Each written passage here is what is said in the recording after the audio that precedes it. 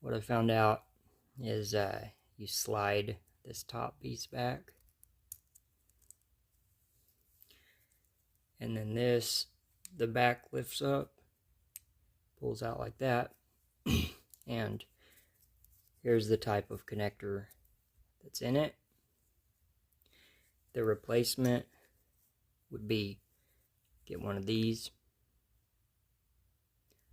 and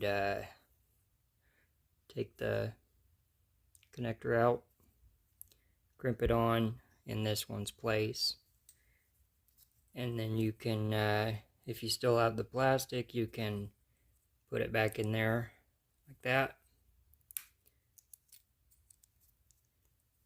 and then put the little door on there. You could either do that or get you some shrink.